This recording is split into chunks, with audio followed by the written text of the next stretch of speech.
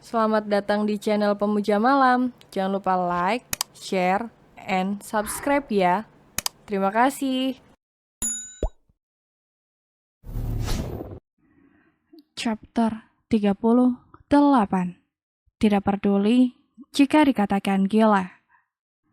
Tak terasa cukup lama Friska berada di ruangan itu. Setelah selesai, dia langsung pamit kepada dosen pembimbingnya. Kini jam sudah menunjukkan pukul 3 sore dan Friska sudah menyelesaikan semua urusannya. Kenapa aku tiba-tiba ingin makan cheesecake ya? Gumam Friska sambil berjalan menuju gerbang. Sebaiknya aku beli cheesecake dulu. Friska teringat ada sebuah toko kue di dekat sini yang menjual berbagai makanan enak. Friska harus berjalan beberapa meter untuk sampai ke toko kue itu. Dia tersenyum cerah karena urusan hari ini telah selesai. Revisiannya juga tidak terlalu banyak, dia sudah hampir sampai di toko kue. Hanya tinggal menyeberang dan cheesecake lezat itu akan menjadi miliknya. Tanpa dia sadari, ada dua pasang mata yang terus memperhatikannya sedari tadi. Kau yakin akan melakukan ini? Tanya sang pria kepada si wanita yang berada di balik kemudi. Aku sangat yakin. Berpeganganlah, kita harus cepat menghilang dari sini. Sama tinggal gadis malang, ucapnya sambil tersenyum iblis. Tanpa menunggu waktu lama, dia melajukan mobilnya dengan kecepatan tinggi. Friska melihat ada mobil yang melaju ke arahnya, dan dia tidak bisa lagi menghindar. Teriakan orang-orang di sekitar mengiringi suara benturan keras antara mobil dan tubuh Friska.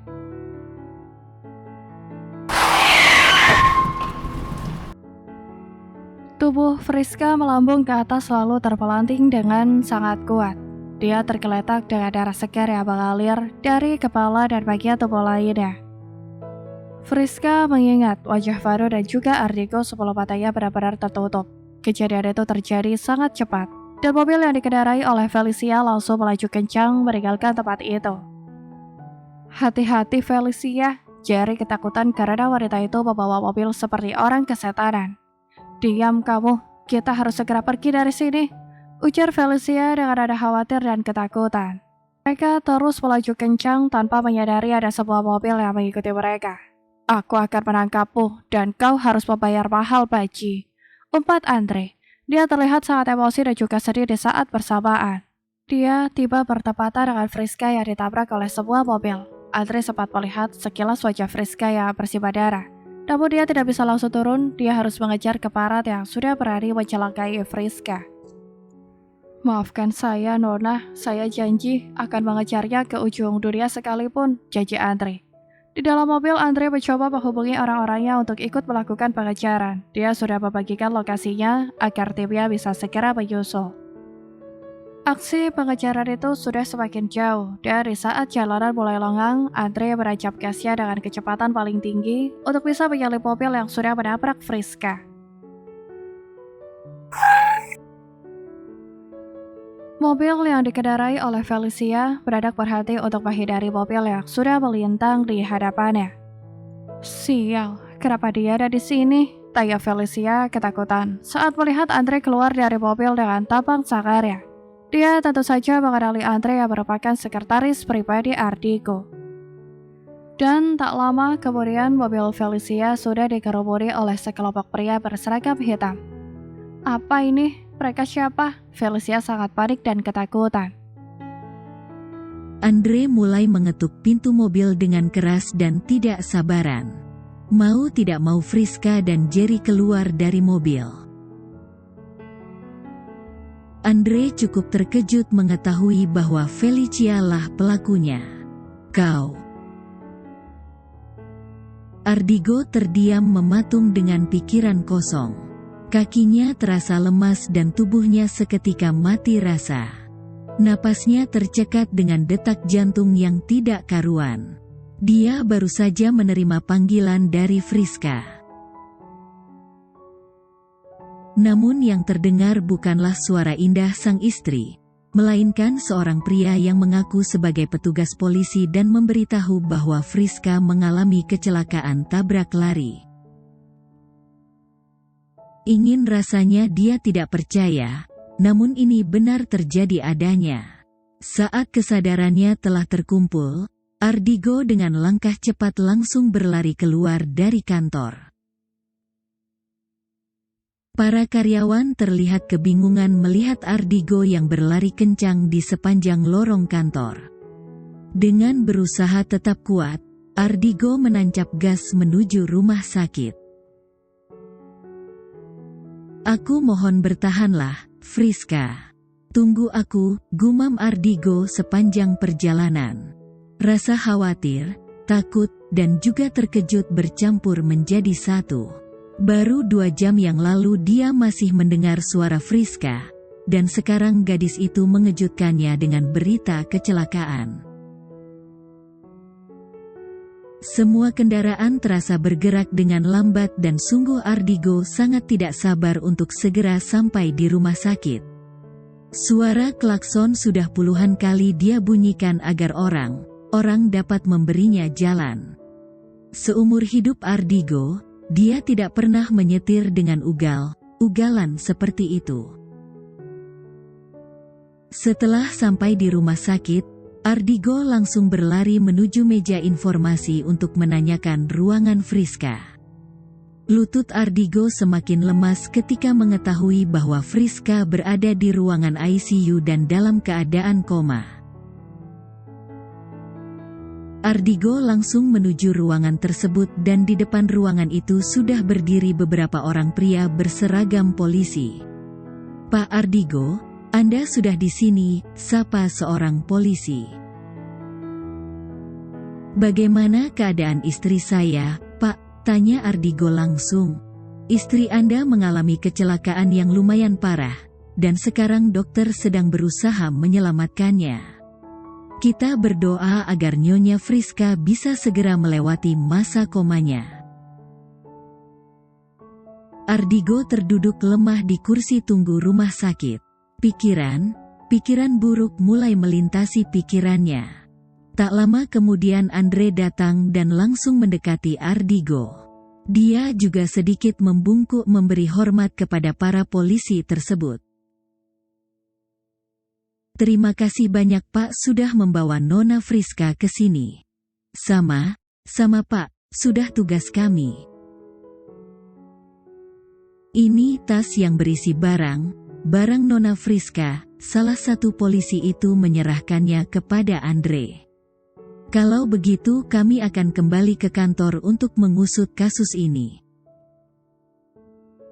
Bisa ikut saya sebentar, Pak?" ajak Andre kepada salah satu dari mereka. Andre membawa polisi itu sedikit menjauh dari Ardigo. "Saya dan tim saya sudah mengejar dan menangkap pelaku penabrakannya, Pak. Di depan rumah sakit sudah ada anggota saya yang akan mengurusnya ke kantor polisi. Untuk pelakunya sudah diantar ke sana," ujar Andre pelan. Dia sengaja menjauh dari Ardigo karena tidak ingin menambah pikiran pria itu. Bahkan saat ini dia terlihat sangat menyedihkan. "Baik Pak, terima kasih untuk kerja samanya.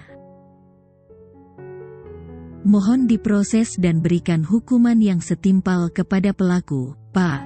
Akan segera kami tangani. Kami permisi dulu Pak." Andre lalu menjabat tangan polisi itu. Setelah semua polisi itu pergi, Andre mendekati Ardigo lalu menyerahkan sebotol air mineral. "Minum dulu Pak."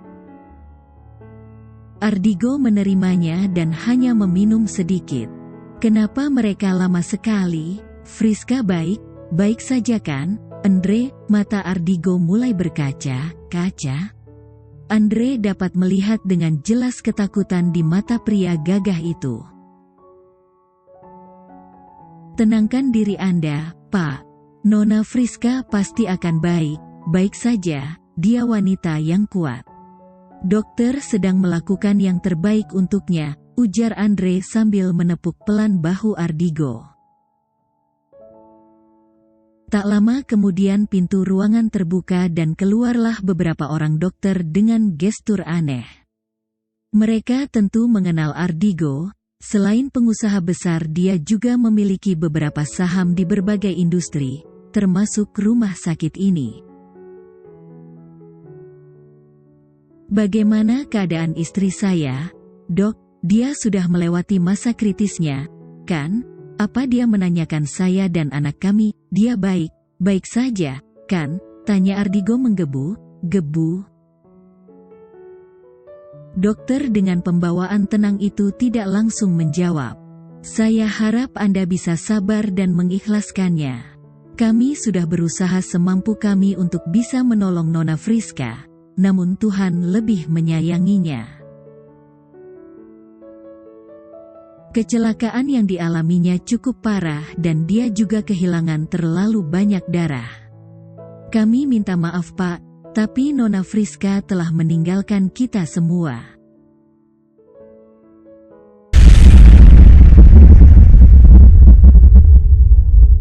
Lantunan kalimat dokter itu bagaikan petir yang menyambar tubuhnya.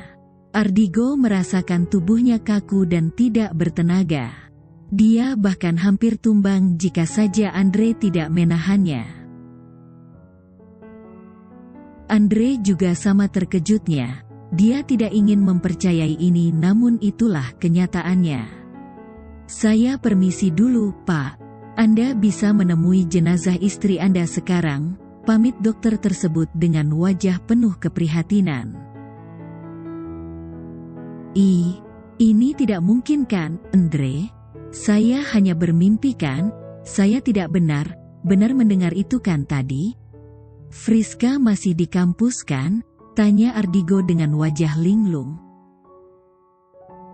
Saya harap Anda bisa kuat, Pak, ujar Andre menepuk bahu Ardigo pelan.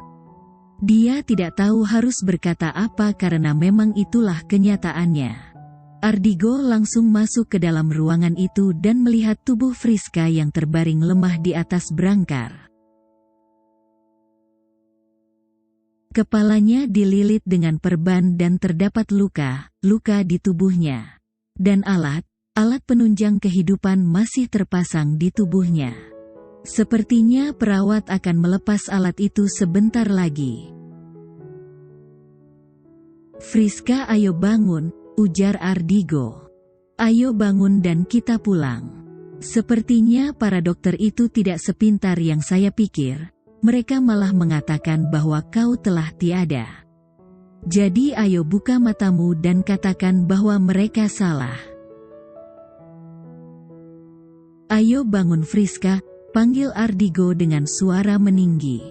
Pak, jangan seperti ini. Andre sungguh tidak tega melihat Ardigo saat ini. Kamu benar pergi, bukankah saya sudah mengatakan kalau saya tidak akan mengizinkan kamu pergi kemanapun? Dan kamu sudah berjanji tidak akan pergi kemana-mana. Tapi kenapa sekarang kamu melanggarnya? Tangis Ardigo tidak bisa lagi dibendungnya. Dia tahu persis bahwa kematian telah diatur oleh Tuhan, namun logikanya menolak hal itu. Dia tidak ingin mempercayai ini semua. Ardigo duduk di kursi dekat tempat tidur Friska. Melihat Ardigo yang sudah lebih tenang, Andre memutuskan untuk keluar dan memberikan Ardigo waktu untuk berbicara kepada Friska. Kalau pada akhirnya kamu memang akan pergi dari hidup saya dan Vano, kenapa sejak awal kamu datang dan menyelamatkan saya? Untuk apa kamu datang pada hari itu? Kenapa kamu tega melakukan ini kepada saya? Kamu datang ke dalam hidup saya dan membuat saya terbiasa dengan kamu. Kamu juga sudah membuat saya jatuh cinta yang teramat dalam hingga rasanya cinta saya sendiri cukup untuk kita berdua. Setelah itu semua, kamu ingin pergi begitu saja? Bagaimana saya akan melanjutkan hidup saya, Fris? Kalau warna dalam hidup saya sudah kamu bawa pergi? Saya bahkan belum mengucapkan maaf untuk semua kesalahan saya kepada kamu. Saya belum mengucapkan terima kasih untuk kebaikan kamu yang sudah menyelamatkan saya. Dan saya juga belum sempat mengungkapkan perasaan saya. Saya mencintai kamu, Friska Halin Amanda. Saya sangat mencintai kamu. Apa saya begitu jahat kepada kamu sehingga kamu ingin cepat meninggalkan saya? Ardigo tiba teringat dengan sikap aneh Friska tadi malam. Percuma kamu menjelaskan tentang bahan makanan di kulkas, Fris. Saya sudah tidak bisa lagi melakukan apapun sekarang, karena kamu sangat memanjakan saya. Saya bahkan tidak tahu lagi caranya membuat kopi untuk diri saya sendiri. Kalau kamu tidak ingin bangun untuk saya, setidaknya bangunlah untuk Vano. Kamu tahu dia begitu menyayangimu melebihi siapapun. Saya tidak tahu harus bagaimana menjelaskannya kepada Vano. Jadi tolonglah bangun. Air mata terus mengiringi tangisan pilu Ardigo. Andre yang masih bisa mendengar suara Ardigo pun tak kuasa menahan tangisnya. Mengapa secepat ini Nona meninggalkan kami? Batin Andre mengusap ujung matanya yang berair. Di tengah tangisan pilu Ardigo, tiba-tiba Mama Rini datang menghampiri anaknya. Tanpa basa-basi Rini langsung memeluk putranya. Semoga kamu kuat ya, sayang. Tangisan Rini juga sama pilunya dengan Ardigo. Dia sangat menyayangi Friska layaknya anak sendiri. Dan ketika mendapat kabar ini, Rini hampir saja jatuh pingsan. Ma, kenapa dia tega meninggalkanku? Aku bahkan tidak mengizinkannya untuk pergi kemana-mana. Tapi kenapa justru dia pergi sejauh ini? Hati Rini semakin perih melihat keadaan Ardigo. Bagaimana aku dan Vano nantinya, Ma? Aku sangat menyayangi dia. Ardigo menangis di pelukan ibunya. Yang sabar sayang, Tuhan lebih menyayangi Friska. Tapi aku juga sangat menyayangi Friska, Ma. Kenapa Tuhan mengambilnya dariku? Aku bersumpah tidak akan menyakiti Friska jika Tuhan memberiku kesempatan kedua. Sekarang aku menyesal, Ma. Aku menyesal tidak dari dulu mencintainya. Aku menyesal tidak mengikuti kata Mama untuk memperlakukannya dengan baik. Aku ingin Friskaku kembali, Ma. Tangis Ardigo semakin kencang. Yang sabar sayang, Vano butuh kamu saat ini. Kamu harus lebih kuat untuk Vano. Orang yang membuat aku kuat sudah meninggalkanku, Ma. Tiba-tiba Vano datang dan mendekat ke arah Ardigo. Mama kenapa, Pa? Kenapa Mama tidur di sini? Bocah itu sudah menangis. Vano masih tidak tahu apa yang terjadi. Namun melihat Ardigo yang menangis dengan keras membuatnya takut karena dia tidak pernah melihat Ardigo seperti itu sebelumnya. Ardigo lalu memeluk Vano dengan erat. Mama sudah meninggalkan kita, sayang. Kenapa, Pak? Kita salah apa? Kenapa Mama meninggalkan kita? Dan pecahlah tangis Vano saat dia paham apa yang terjadi. Mama akan menunggu kita di surga. Kenapa Mama Vano selalu meninggalkan Vano? Kan Vano tidak nakal. Ardigo merasa dadanya seperti dihimpit sesuatu yang besar. Karena Mama sangat menyayangi Vano. Jadi mereka menunggu Vano di pintu surga. Ardigo mencoba tetap menenangkan Vano di saat dia sendiri pun butuh ditenangkan. Ma bangun, Vano ingin menceritakan sesuatu kepada Mama. Tadi ibu guru memuji Vano karena Vano sudah bisa membaca dongeng di depan kelas. Vano bisa membaca berkat Mama. Vano ingin Mama mendengarnya. Isak Vano. Rini sungguh tidak tahu harus berbuat apa melihat putra dan cucunya yang menyedihkan. Ardigo menyentuh tangan Friska, tangan yang selalu memasakkan sesuatu yang lezat untuknya, tangan yang selalu melayani segala kebutuhannya, dan jemari yang selalu mengelus lembut kepala serta punggung Ardigo di saat pria itu membutuhkan dukungan dan semangat. Dan sekarang tangan itu hanya terletak tak berdaya di sisi tubuh Friska. Tak lama kemudian masuklah 2 orang perawat. "Maaf Pak, kami akan melepas semua alat yang menempel di tubuh Nyonya Friska. Dan jenazahnya sebentar lagi akan diurus. Jangan ada yang berani melepas alat ini. Istri saya membutuhkannya. Dia masih hidup," tegas Ardigo. "Maaf Pak, tapi Nyonya Friska sudah menghembuskan nafas terakhirnya setengah jam yang lalu. Saya bilang jangan lepas alatnya, atau saya akan menarik seluruh saham saya di sini dan menghancurkan rumah sakit ini," bentak Ardigo kepada kedua perawat itu. "Saya masih menunggu istri saya bangun." Ardigo terlihat sangat frustasi. Dia tidak peduli jika dikatakan gila sekalipun. Mereka tentu saja takut lalu memilih keluar dari ruangan itu. Bersambung.